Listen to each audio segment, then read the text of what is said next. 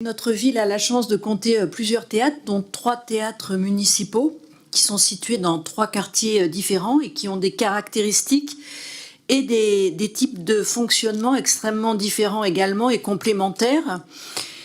Ainsi donc le théâtre de Lannou, qui est situé en pied d'immeuble au sein du quartier Lannou-Clos français, un quartier qui est classé quartier prioritaire au titre de la politique de la ville. Ce théâtre bénéficie d'une petite jauge, c'est un petit théâtre qui accueille des petites formes, comme on dit. Il bénéficie d'une jauge de 49 places, d'un plateau de 35 mètres carrés, puis d'un foyer avec un petit espace bar. Et depuis à peu près 25 ans, la ville confie la programmation artistique et culturelle du théâtre à des compagnies en résidence. Au regard des nombreuses compagnies montreuilloises, on en a plus de 200 dans la ville, et afin de diversifier les propositions en direction des publics, la ville a souhaité que ces résidences durent 3 ans. Alors le choix de la compagnie se fait comme souvent dans les milieux culturels par appel à projet. Ce sont les résidences d'artistes se font toujours par appel à projet ou à candidature qui sont adressées à la direction de la culture. Le jury est composé par le directeur et la directrice adjointe de la culture, les élus de quartier, le responsable de la mairie de quartier, la directrice générale adjointe enfance, éducation, culture, sport et par moi-même.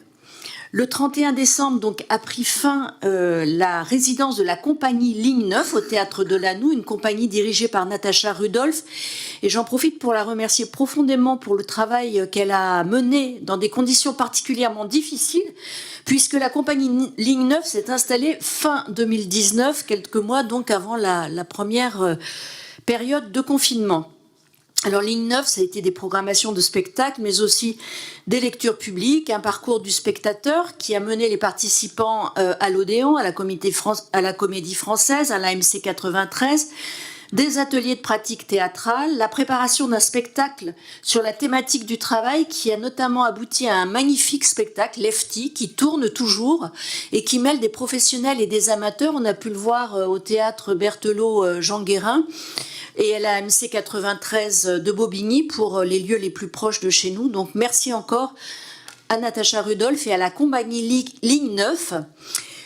Et bienvenue donc aux ouvriers de joie qui ont été retenus suite à cet appel à projet. C'est une compagnie qui est dirigée par Anna Cotis, une compagnie, une artiste qui sont bien connues à Montreuil et en particulier dans le quartier de Lannou, où elle est implantée depuis très longtemps, puisqu'elle avait fait partie de l'une des premières compagnies qui avait, en tant que comédienne à l'époque, qui avait été en résidence dans ce théâtre.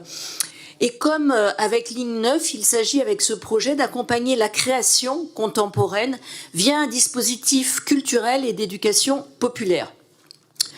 Alors en témoigne le projet, en annexe à cette délibération, le projet de la compagnie qui mêle créativité, ancrage territorial et puis capacité à travailler en lien très étroit avec les acteurs citoyens et associatifs qui sont très nombreux dans ce quartier, en tenant compte évidemment d'un autre enjeu majeur qui est le projet de rénovation urbaine du quartier. Le succès de la présentation de saison vendredi dernier augure du meilleur, puisqu'elle a attiré de très nombreuses habitantes et habitants du quartier, toutes générations confondues, qui se sont emparés du plateau et des lieux, puisque la compagnie Anna Cotis et les ouvriers de joie ils l'ont toujours fait à Lannou, c'est-à-dire que dès qu'ils ont un lieu et que on a par exemple des jeunes filles à Lannou, c'était ça la semaine dernière, qui avaient envie de danser, elles viennent et puis elles sont intégrées très vite, tout de suite quoi. Donc elles étaient là, c'était pas prévu, mais elles étaient là avec les autres artistes qui seront programmés cette année. Cette résidence, comme les autres projets culturels qui sont proposés par la ville, est articulée autour de plusieurs axes, qui est d'abord l'accompagnement, enfin d'abord non, parce qu'en fait ils sont tous à égalité. C'est l'accompagnement de la création et des artistes.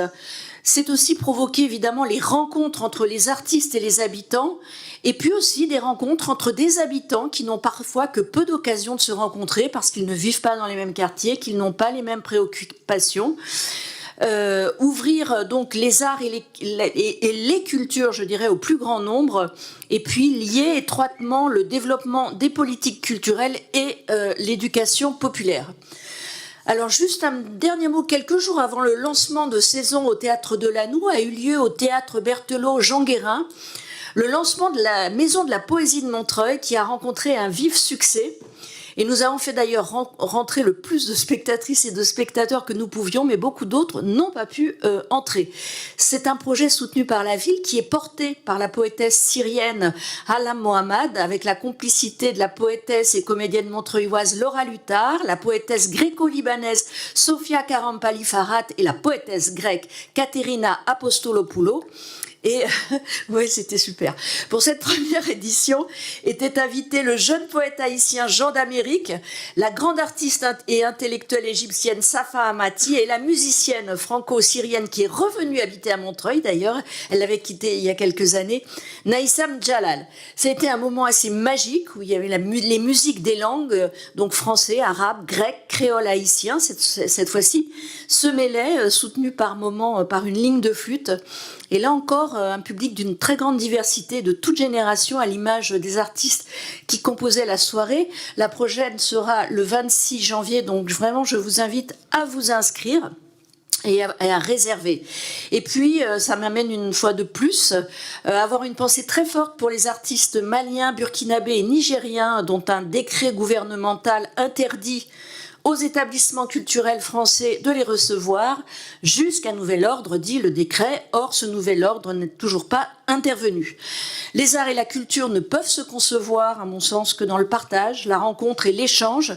Nos politiques culturelles ne seraient pas aussi riches et singulières à Montreuil si notre ville n'était pas riche et singulière de la diversité de ses habitantes et de ses habitants. Alors, il ne s'agit pas d'un service public de la ville qui était donné en gestion à un opérateur privé, mais bien d'une résidence de compagnie qui a donc la liberté de développer son projet. Les résidences d'artistes ont été définies notamment par une circulaire de la DRAC, et cette résidence correspond à la résidence d'artistes en territoire. Et je dirais heureusement que nous avons, vous savez qu'on a l'exception culturelle sur beaucoup de choses en France. Le prix du livre le prix unique du livre permet d'avoir une diversité, par exemple, une diversité de créations littéraires que nous ne trouvons pas dans les autres pays. Et de la même façon, ce type de résidence permet d'avoir dans nos quartiers non pas des opérateurs culturels, mais bien des artistes. Et c'est ce qui fait une différence énorme. Et c'est, je pense, aussi pour ça que les habitants finalement sont attirés, parce que le rapport avec un artiste et une compagnie en résidence, ce n'est pas celle qu'on peut avoir avec un opérateur culturel. Et c'est encore une fois, c'est une singularité qu'on a en France et à laquelle on tient beaucoup et pour laquelle on se bat, parce que comme toutes les singularités dans un monde en total, je dirais, oui, c'est ça, de formatage, ce n'est pas très bien vu, mais encore une fois, heureusement que nous avons ces dispositifs qui permettent, et notamment dans une ville comme Montreuil, de mettre à disposition d'artistes qui en ont bien besoin des lieux pour un travail avec les habitants qui en ont bien besoin également. Ça n'a strictement rien contre l'association qui obtient la résidence. C'est juste en réalité, en faisant ça sous forme de subvention renouvelable tous les ans, c'est pas le meilleur cadre pour eux. Ce serait beaucoup plus protecteur et pérenne d'avoir une délégation de service public. Or, en l'occurrence, la gestion d'un équipement comme celui-là, c'est a priori le mieux, ce serait une DSP quand même, sachant qu'en plus on leur demande de déposer comme un marché sur Maximilien dans le cadre de l'appel à projet, ce qui est un peu curieux.